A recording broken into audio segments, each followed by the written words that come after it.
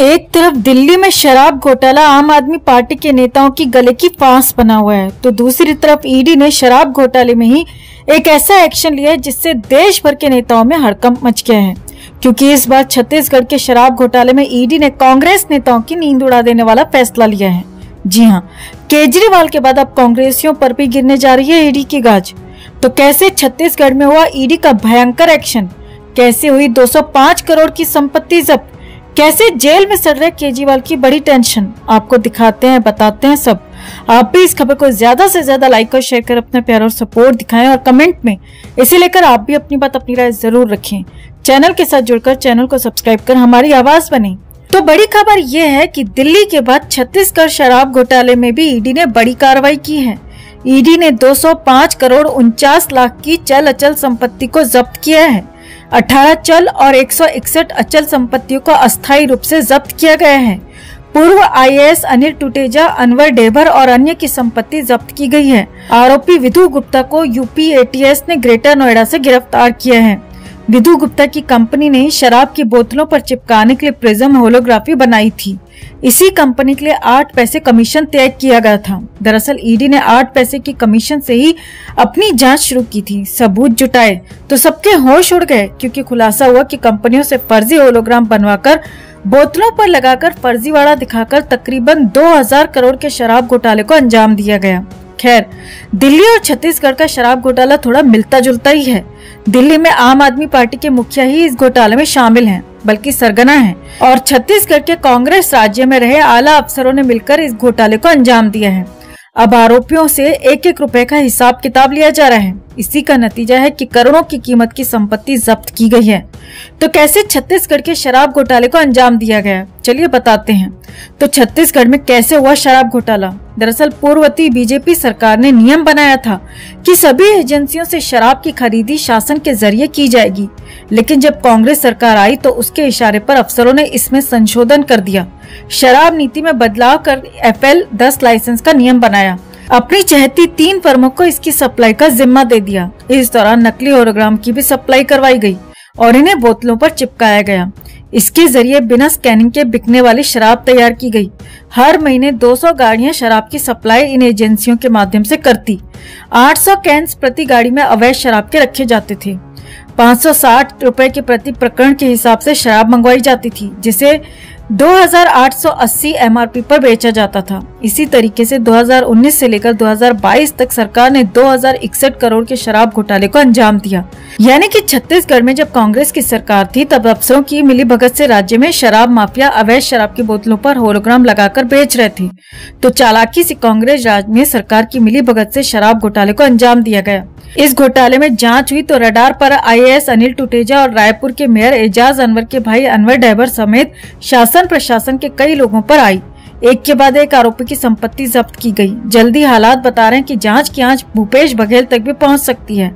जो हालात अभी केजरीवाल के जेल में हो रहे हैं वो आने वाले दिनों में कांग्रेस के बड़े बड़े नेताओं के इस घोटाले में हो सकते हैं।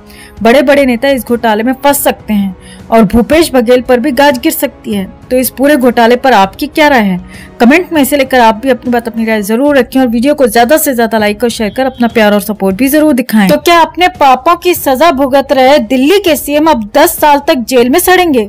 क्या केजरीवाल को जबरदस्ती जेल में रखा गया है? क्या अब अकेले रह जाएंगे अरविंद केजरीवाल? क्या हुआ जब जनता के सामने मगरमच्छ वाले आंसू बहाकर पति के लिए सहानुभूति बटोरने की सुनीता केजरीवाल ने की कोशिश? आपको दिखाते हैं, बताते हैं सब। आप भी इस खबर को ज्यादा से ज्यादा लाइक और शेयर कर अपना प्यार और सपोर्ट दिखाएं और कमेंट में इसे लेकर आप भी अपनी बात, अपनी राय जरूर रखें। चैनल के साथ जुड़कर चैनल को सब्सक्राइब कर हमारी आवाज बने। तो दिल्ली के मुख्यमंत्री पिछले 40 दिनों से ज्यादा सलाखों के पीछे हैं, लेकिन पत्नी सुनीता केजरीवाल पति की गैर मौजूदगी का किसी को भी एहसास नहीं होने दे रही। हाई कोर्ट से लेकर सुप्रीम कोर्ट तक से तमाचा खाने के बाद भी पूरी आम आदमी पार्टी केजरीवाल को कट्टर ईमानदार दिखाने की पूरी कोशिश कर रही है, लेकिन असर कुछ नहीं दिख रहा। जनता लगातार सच्चाई से रूबरू हो रही है। नेता साथ छोड़कर अब जाने लगे हैं। साथ ही पार्टियों के नेता भी केजरीवाल को भ्रष्टाचार बताकर भागने लगे हैं, लेकिन सुनीता केजरीवाल पति को ईमानदार बताकर सहानुभूति बटोरने की कोशिश कर रही हैं और कोई मौका नहीं छोड़ना चाहती। अब देखना होगा कि जो थोड़ी बहुत सहानुभूति मिल रही है वो वोटों में तब्दील होती है या फिर नहीं, क्योंकि पार्टी ने केजरीवाल की गिरफ्तारी को वोटों से भुनाने की भरपूर कोशिश की और बीड़ा उठाया है सुनीता केजरीवाल ने। देश भर में वो लोकसभा के चुनाव का प्रचार कर रही हैं और इसी कड़ी में सुनीता केजरीवाल गुजरात पहुंची थी। गुजरात जाकर लोगों से भावुक अपील की और कह दिया, क्या केजरीवाल को 10 साल तक ये लोग जेल में रखेंगे?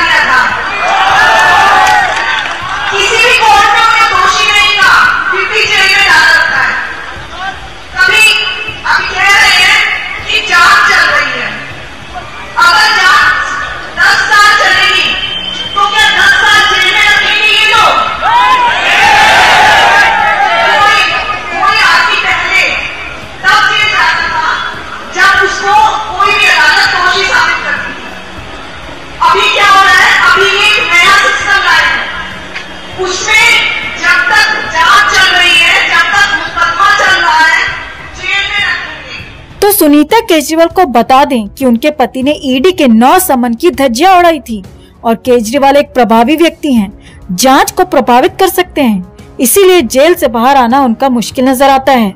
सुप्रीम कोर्ट के कुछ वकीलों से जब हमने इस बारे में बात की तो पता चला अगर केजरीवाल पहले, दूसरे या फिर तीसरे समन पर भी ईडी के सामने पेश हो जाते तो हो सकता था केजरीवाल को अंतरिम बेल मिलने में आसानी होती।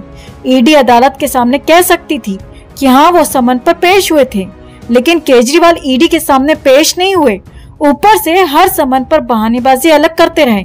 ईडी का कहना है कि केजरीवाल एक मुख्यमंत्री हैं, एक प्रभावी व्यक्ति हैं और वो सबूतों और गवाहों से छेड़छाड़ कर सकते हैं, उन्हें प्रभावित कर सकते हैं। साथ ही जब 21 मार्च को केजरीवाल को गिरफ्तार किया गया और उसके बाद जब कोर्ट में ईडी और केजरीवाल के वकीलों की बहस हुई, तब ईडी ने कोर्ट को बताया कि असली किंगपिन यानी कि शराब घोटाले का सरगना या कहे मास्टरमाइंड अरविंद केजरीवाल ही हैं। साथ ही लॉबी से जो सारा पैसा आया वो सारा पैसा हवाला के जरिए आया और फिर हवाला के जरिए ही गोवा के चुनाव में पहुंचाया गया, खर्च किया गया। ईडी ने अपने दस्तावेजों में 45 करोड़ गोवा चुनाव में खर्च करने की बात कही। साउथ लॉबी के साथ जो मीटिंग हुई, जिस होटल में हुई, सब फुटेज ईडी के पास है। जिन लोगों ने हवाला के जरिए पैसा पहुंचाया, उन सब के सबूत, उन सब के बयान भी ईडी के पास हैं और वो कोर्ट के सामने भी रखे जा चुके हैं। हाई कोर्ट ने अपनी टिप्पणी में कहा था कि प्रथम दृष्टया यानी कि प्राइमा फेसी सबूतों को देखने से पता चलता है कि केजरीवाल इस मामले में सीधे तौर पर लिप्त हैं, लेकिन अरविंद केजरीवाल अपने हितों के लिए, अपने शीश महल को बचाने के लिए, सत्ता का सुख भोगने के लिए कुर्सी से चिपके हुए हैं।